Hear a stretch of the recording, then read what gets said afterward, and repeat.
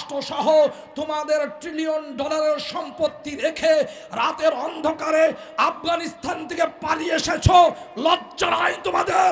আবার বাংলাদেশের মুসলমানদের দিকে তাকাও, যদি তাকাও তোমাদের চোখ অন্ধ হবে, হাত বিকল হবে।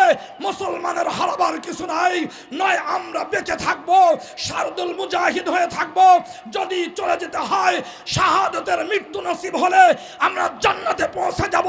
পরাজয় মানি না, মুসলমান পরাজয় কখনো চিনে না। কি বলেন ঠিক না ভাইয়ের আমার? এই জন্য আমাকে হুমকি দিয়ে লাভ নাই। নিজের দেশের সংখ্যালঘু যারা মুসলমান, হিন্দু এবং মানে মুসলমান, খ্রিস্টান, অন্যান্য জাতি যারা আছে তাদের অধিকার আগে আদায় করেন। তাদের উপরে খুনি হামলা চালাবেন, তাদের মসজিদ ভাঙবেন, তাদের এই সমস্ত গির্জা ভাঙবেন, তাদের ঘর বাড়ি নষ্ট করবেন, বোলডুজার দিয়ে তাদের ঘর বাড়ি দোকানপাট ভেঙে দিবেন।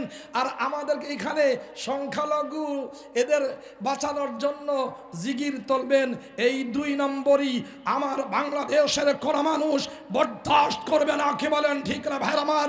যারা সামান্য ক্ষমতার স্বার্থে ওই সমস্ত কুচক্রী মহল, আন্তর্জাতিক ষড়যন্ত্রকারী এই মোদির মতো খুনির পক্ষে কথা বলে, ওরা সব হতে পারে, আমার দেশের বন্ধু হতে পারে না। কি বলেন ঠিক না ভাইয়ের আমার?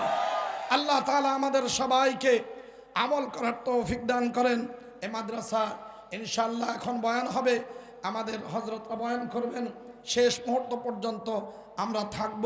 শেষে দোয়া করে, এখানেই তো আমাদের মাইয়াতরা শুয়ে আছেন, চোখের পানি দিয়ে নিজেদের গুনাহগুলো ধুয়ে মুছে পরিষ্কার করে তাদের জন্য দোয়া করে, উম্মার কল্যাণ কামনা করে আমরা প্রাণ ভরে দোয়া করে তারপরে শেষে যাব। ঠিক আছে না ইনশাআল্লাহ? আল্লাহ তাআলা আমাদের সবাইকে তৌফিক দান করেন, বলেন আমিন।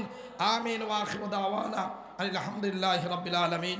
আসসালামু আলাইকুম ওয়া রাহমাতুল্লাহি ওয়া বারাকাতুহু।